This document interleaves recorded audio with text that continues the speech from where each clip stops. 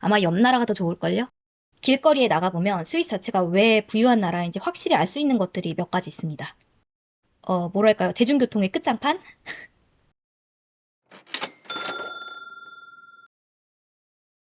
안녕하세요. 스위스 소식과 사람 사는 이야기 전해드리는 스위스 브로콜리입니다. 저는 스위스에 살고 있는 한국 국적의 교민이죠. 스위스 살면서 스위스에 대해 좋은 점, 나쁜 점에 대해 영상을 만든 적이 있는데요. 몇 년 지나고 나니까 다른 측면의 것들도 좀 보이더라고요. 그래서 영상을 한번 또 만들어 봤습니다. 재밌게 시청해주세요. 이번 영상에서는 제가 스위스에 살면서 외국인으로서 느끼는 스위스에 대해서 좀 이야기해 보려고 해요. 함께 공감 나눌 이야기 언제든지 환영합니다. 스위스 엄청 폐쇄적이라는 거 알고 계셨나요? 유럽이라 오픈마인드라고 하는데 그건 옆나라 프랑스 얘기죠. 높은 산에 둘러싸인 만큼 스위스는 새로운 문화, 음식, 일단 새로운 것이라면 멀찌감치 밀어놓고 있거든요. 좋은 측면으로 본다면 스위스 사람들 자신들 전통 소중히 여기고 그를 지키려는 노력이 돋보이죠. 어떻게 보면 대부분이 인사동이고 청학동이고 그런 느낌이라고 말할 수 있어요. 푸른 초원 굉장하고요. 그리고 농부들이 만드는 알파인 치즈, 평화로운 풍경은 달력에서 봤던 그거 맞아요.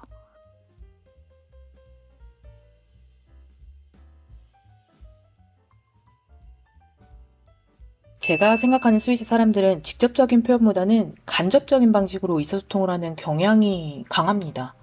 좋아도 싫어도 겉으로 드러내지 않고요.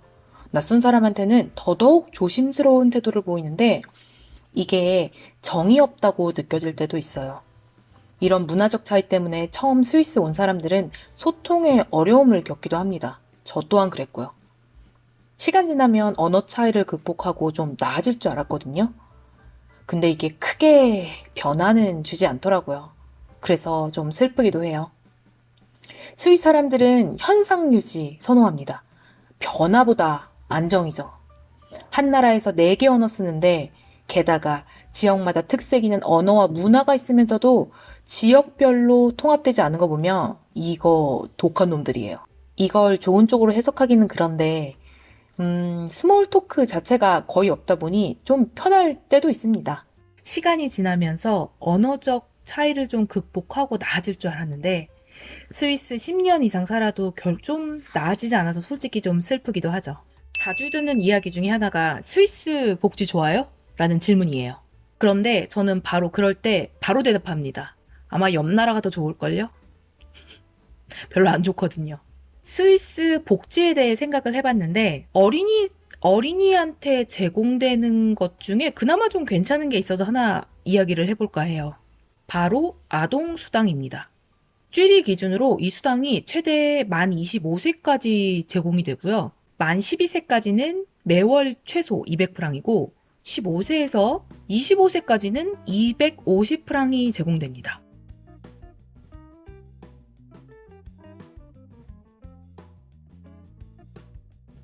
스위스는 유럽 내륙에 위치해서 겨울에는 눈이 많이 내리고요. 토양과 기후가 다양합니다.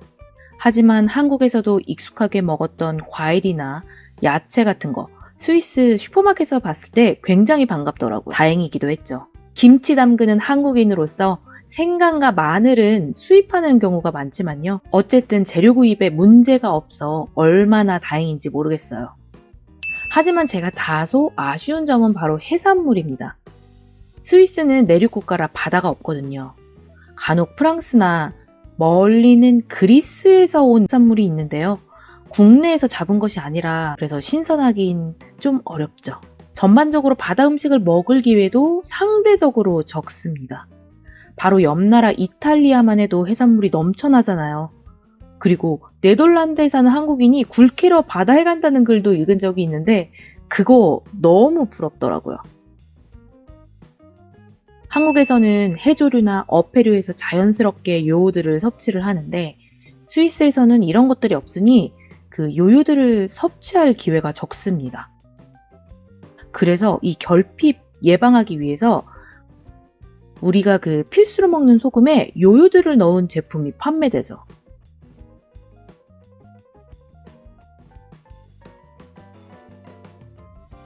길거리에 나가보면 스위스 자체가 왜 부유한 나라인지 확실히 알 수 있는 것들이 몇 가지 있습니다. 바로 사회 인프라인데요. 그 중에서도 제가 얘기하고 싶은 거는 바로 철도 시스템입니다. 일단 인구 100명 이하의 마을에도 기차가 있습니다. 버스역 같은 경우에는 그 설치 기준이 조금 더 낮아요. 인구가 10명이나 아니면 20명 같이 이렇게 낮더라도 버스역이 설치되어 있는 것들을 보면 굉장히 신기하더라고요. 예를 들어 해발 1900m에 위치한 그 리더 알프라는 곳이 있거든요. 산악지역이에요. 근데 여기는 인구가 500명도 안 되는데 여기에도 기차역이 있습니다. 되게 작은 곳인데 기차역 세워주는 거 너무 신기하지 않나요?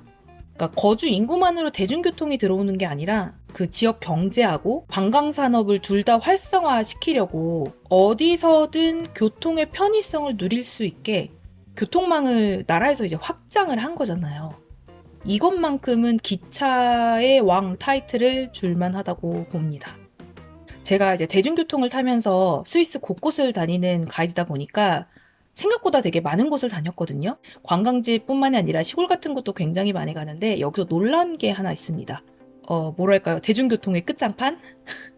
우체국에서 운영하는 그 스페셜한 버스인데 여기서는 이제 뭐 호출 서비스 같은 걸로 불려요. 근데 경로가 없는 버스예요. 조금 전에 얘기했지만 버스 정류장은 웬만하면 있거든요. 정말 시골로 들어가면 버스 정류장이 없어요. 그죠? 없을 수 있죠.